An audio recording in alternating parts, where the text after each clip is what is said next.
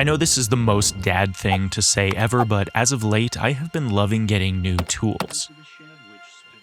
And yes, you guys know me as the editor, but I also love building things and getting hardware tools ever since I built the editing shed. I recently just bought a reciprocating saw to add a window to the shed, which sped up the process by like 10 times. All this to say, I love new tools. I'm getting back on track, I promise. This is going somewhere. So let's talk about a new editing tool I just bought. I bought a TourBox. And I am really curious to see if this tool can help make me a better, faster, and more efficient editor, or if it really is just an unnecessary piece of plastic that just acts as a fancy replacement to my little white Apple keyboard. My dorky daddies, welcome to the TourBox review. Now, for those wondering, I bought this thing with my own money. I have no affiliation or sponsorship with TourBox at this time, and my thoughts will be 100% biased and based on the opinion of someone who spent several Benjamins to test this thing out. Oh shit, that wheel, ooh, that wheel is smooth. I like that. That wheel is smooth. That's super smooth. Side clicker is nice. It feels very much like mouse buttons. Like all of these feel like anything that clicks, except for that doesn't. That feels like a mouse, that feels like a mouse. Clicky button. Oh, you can press that one too. Could do camera angles with 1, 2, 3 on here. These buttons seem nice. Yeah, feels high quality. Should be. It's expensive. With the unboxing and initial physical impressions done, it was time to dive in. The software was easy to install, and once opened up, you just plug in the TourBox and it recognizes the device to use. Right out of the gate, the app was easy to navigate. Dials and buttons highlighted themselves to show you which ones you were changing as you updated keys and commands, which was really cool. And to just get an initial feel, I opened up DaVinci Resolve to see kind of what the default configurations looked like. The software came with a preloaded version for DaVinci, which is cool. I was pleased that the middle wheel moved the cursor left and right 1 frame, and that the bottom left wheel moved it left and right 1 second for faster cursor movements. I was also pleasantly surprised at the TourBox having haptic feedback on these wheels. It's adjustable and very noticeable with the default settings, but you can also turn it on and off. As of right now, I think I kind of like the clicking on. I won't be able to convey the feeling to you guys, but here's sort of what it sounds like.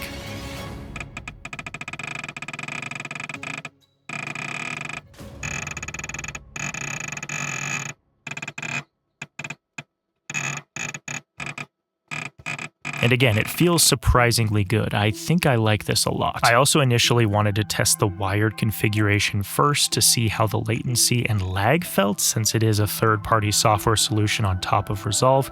And I'm happy to say it is insanely responsive and feels just like any other wired peripheral I have used. Very happy to report that there is no sort of lag that I'm noticing with this. We'll test the Bluetooth stuff later. Right away, the best feature is the bottom left wheel moving the cursor quickly. I hate playhead navigation in Resolve. I've made plenty of videos about this, and honestly, at initial impressions, this might be everything I am looking for. Something small and compact and responsive to move the playhead. It feels great, and honestly is so much smaller than using something like the Speed Editor. I'm really enjoying this so far. After a bit more playing around, however, we ran into the first potential major hiccup with this device. Okay, so this first major hiccup that we've found, it's not big, and I'm honestly trying to like feel out just how painful it is, but you have to use the default shortcuts that I'm trying to think of how to explain this. Like, so for zoom, in DaVinci Resolve, I have changed my zoom shortcut from Command plus to Command F, I think, or Command D. Like, those are right there on my left hand. There's no reaching. I don't need to reach up with 2 hands. I've switched those because you zoom in and out all the time. So in order to set the scroll wheel on that feature, you have to make sure that both your personalized shortcuts and the original shortcuts are still correct in DaVinci. There may be ways to get around this, but at a glance, I'm not seeing any way to like reconfigure how TourBox knows shortcuts work in DaVinci Resolve, which again, so far has been fine because I'm not setting it to anything that I wouldn't already have configured in such a way that there'd be like weird duplicate issues or not, but we're going to need to dig in deeper because I think that will happen. So we'll see if this is a real problem. I'm super curious. I think it will be okay, but definitely something to mention. But now I wanted to create my own DaVinci Resolve custom preset for multicam editing. We're gonna test lots of different things, but I do think that this could make multicam editing in DaVinci Resolve very, very enjoyable. So let's see what we can cook up here. So as you guys know, I have a editing show that I've been doing lately where I have guests on and talk with them about editing, and I need to edit another one of those episodes this week.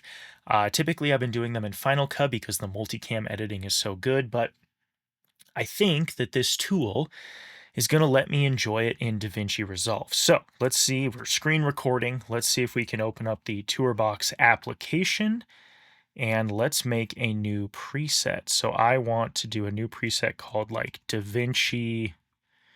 Let's see, DaVinci. Type, Jake, type. Multicam. Select the type of preset. This is going to be a DaVinci Resolve preset. Okay, so now if I go to so you've got DaVinci Resolve. I love that you can change the presets too. That's super cool. And really what I want to do here is I want to leave pretty much everything the same except for on the press of the knobby wheel. I want this to be, is it blade? That's blade mode. Is it Command B?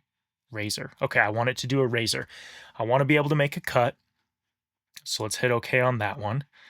And then I really want to, let me think about this. So basically I'm going to have Y turned on, which is my shortcut for select below the playhead. So I'll have a multicam clip.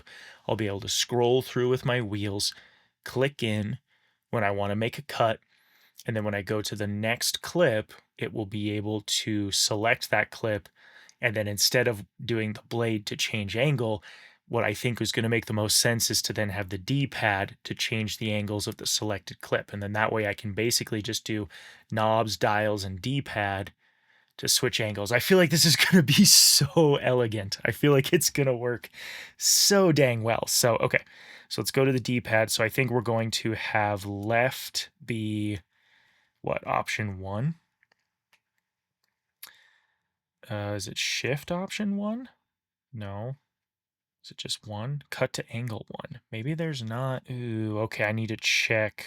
What is it in DaVinci Resolve? If I go to DaVinci Resolve, keyboard customizations, option 1 is switch video destination 1 or switch to angle. Okay, multicam switch to angle 1. So is there a, oh, TourBox, don't let me down. What if you don't have this? Okay, the search feature, let's see, yeah, switch. That doesn't seem to work, which is really frustrating. The search seems to be broken. Okay, we might not, this might not be an option. Dang. Okay, well, we're going to do cut to angles. Let me think about this. So if I do cut to angles, if I don't, okay, so left and then up will be 2, cut to angle 2. And then, let's see, right will be cut to angle 3. So at least you could do the cuts. So as long as I'm on top of not messing up which one to press, which should be easier because it's like 1, 2, 3 on the D-pad, this could still work. We're still going to try this. And then on C1, I want, what is it, Command Shift. Yeah, start to playhead for that one. And then on the left one, end to playhead. So that basically I can just make a cut. And then if I need to go in frame by frame, bring out the dead spaces, cut down the stuff on the multicam. So I think this is what I want. Again, the only hiccup is I can't do what I wanted to do. So yeah, we're just gonna have to test it. We're just gonna have to test and see if this works. But I think this is set up about how I wanted it when I was picturing it in my head, thinking about what I wanted here. So yeah, I mean, let's test it. Let's test it. So with all of that set up, we dove into editing our next episode with Donna Did It. You're not going to want to miss this one, guys. And honestly, my initial impressions, again, were really positive. The key bindings worked great and made the multicam much more enjoyable in Resolve, but here's the thing. I still don't think that this makes multicam more enjoyable than Final Cut. Again, this is early impressions. We're really not too far into using this, but I would say working on the podcast episode and then kind of doing some editing on this video with this, I'm just not sure what this brings to the table that you kind of can't already get with really good keyboard shortcut configuration. I don't know. I'm struggling. And again, I'm trying to be like a little bit more even keeled because as an editor, I love this thing. Like this is the kind of stuff I nerd out about. Like I love that there's little wheels and dials and buttons. Like it makes editing fun, and I'm an editor. So like there's just excitement around that. But as far as like functional day-to-day stuff, I'm not sure it's helping in any way that I wouldn't be able to solve with keyboard shortcuts and other things I've already set up. I think this might be a good analogy. I feel like this to editors is similar to like a Fuji X100V for photographers. It's not necessarily better. It just makes the experience more fun. It's got buttons, tactile buttons, and it kind of brings that more interactive experience to editing than just a mouse and a keyboard. But again, we are very early with this. We need to dive deeper.